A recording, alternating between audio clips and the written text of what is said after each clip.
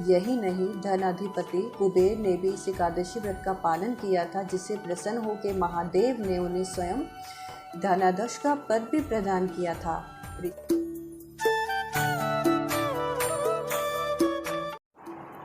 जब हमारा जन्म हमारी मर्जी से नहीं होता, हमारा मरण भी हमारी मर्जी से नहीं होता, तो इस जन्म मरण के बीच में होने वाली सारी व्यवस्थाएं हमारी मर्जी से कैसे हो सकती हैं।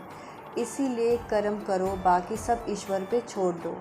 भगवान श्री कृष्ण ने गीता में भी यही बताया है। अतः अपनी सारी इच्छाएं श्री हरि से निवेदित कर सिर्फ अच्छे कर्म कीजिए और मस्त हो जाइए। हरे कृष्णा, राधे राधे। आप सभी को परमा एकादशी की ढेर सारी शुभकामनाएं। भगवान श्री कृष्ण कहते हैं कि सभी मासों में अधिक मास मुझे प्रिय है और उस मास की एकादशी तिथि तो मुझे अधिक प्रिय है। सावन अधिक मास में कृष्ण पक्ष एकादशी को परमा या परम एकादशी के नाम से जाना जाता है। ये एकादशी हर 3 वर्ष में केवल एक बार ही आती है।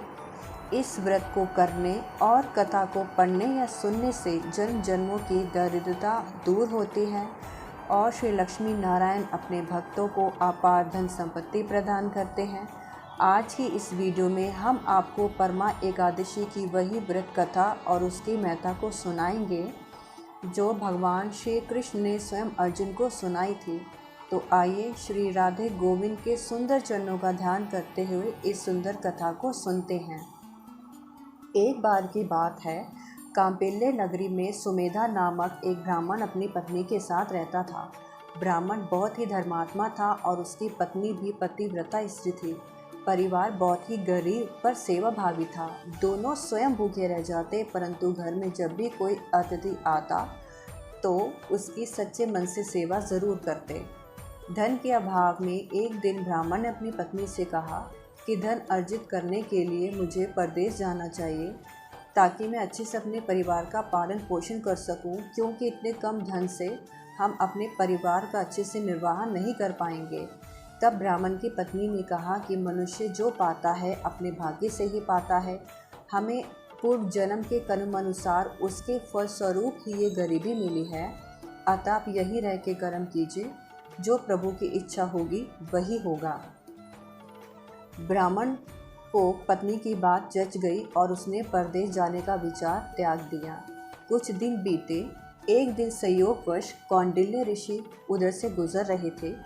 वे ब्राह्मण के घर पधारे। ऋषि कौंडिल्य को अपने घर पाकर दोनों बहुत प्रसन्न हुए और उन्होंने ऋषि की खूब आवभगत भी की। उनका सेवा भाव देखकर ऋषि भी प्रसन्न हुए और पति पत्नी द्वारा गरीबी दूर करने का प्रश्न पूछने पर ऋषि ने उन्हें अधिक मास के कृष्ण पक्ष में पड़ने वाली इसी पुरुषोत्तम एकादशी करने की प्रेरणा दी।